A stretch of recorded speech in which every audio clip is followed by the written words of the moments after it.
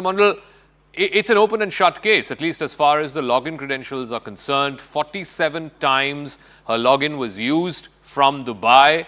Surely, it can't be any MP's case that I'm using a stenographer in Dubai who is an assistant to a good friend of hers, who also happens to be a business rival of the corporate house that she has been railing and ranting against. I think Jaka, in one of the interviews, Mahua made this point very clear to you as to why these things are certainly not within the conduct of the parliamentarian. Let's assume for the time being, certainly not accepting the fact that sharing login credentials with someone else is unethical.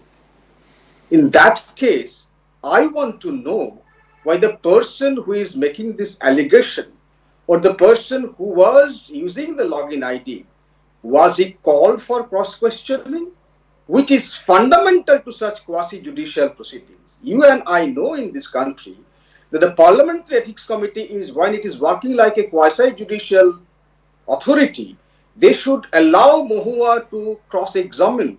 They should allow Mahua to have her way of natural justice. Principle of natural justice was violated by a committee which ironically I repeat, should talk about law and legality. So for me, the conclusion is that this is one of the most heinous, unethical report and examination, inquiry, whatever, by a parliamentary committee led by BJP, which had nonetheless, I repeat, nonetheless, fractured mandate, no unanimity, only by one vote. They won, and that too through manipulation. So let me ask Tuhin Sinha, again, Mahua's contention, the contention of her party, the TMC, is that A, this is a witch hunt, they've shown undue haste, and at best, all they have found is that the login credentials were violated. They have not found any evidence, or neither do they have the capabilities to prove that a crime was committed. That, of course, is dependent on an investigating agency. To be actually able to prove that Mahua received XYZ gift on such and such date, and the next day or the next week a question was asked by her in lieu of that cash or kind that was paid, that requires much detailed investigation, which the Ethics Committee simply doesn't have the instruments to do.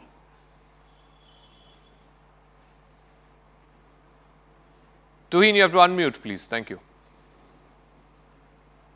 Good evening, Zaka. Zaka, the issue over here involves indiscretion as an MP, number one, and gross conflict of interest, conflict of interest on the other. Now, let me explain how. Number one, I have heard her interview on your show, and she, had very clearly said that because of her rural constituency, she would need secretarial help from Hiranandani. Now, I fail to understand whether Hiranandani was a secretary operating out of Dubai, because not just Dubai, on the same day, the login credentials also happened from two other places across the globe. So, it is a serious violation involving national security, and the matter goes much beyond that. Now, number two, she was also on the panel of the Parliamentary Committee on IT. And Hiranandani, on whose behalf she had been asking questions, had a increasing presence in the data business. So you would know that while for asking questions, the member of parliament would need an OTP for accessing bills which would be presented in parliament in the next few days and which would be easily accessible through her login credentials. No such OTP was required. At the same time, no such OTP was required to access minutes of the meeting of a parliamentary committee meeting on IT. So this is a gross violation of her discretionary powers as an MP. And number two, like I said, there is gross conflict of interest. I find her continuance completely untenable as an MP. Professor Manojit, forget for a moment about whether Mahua can continue as MP or whether her conduct violated parliamentary rules and procedures. It was unethical conduct, and therefore the committee has come to the conclusion that she needs to be expelled.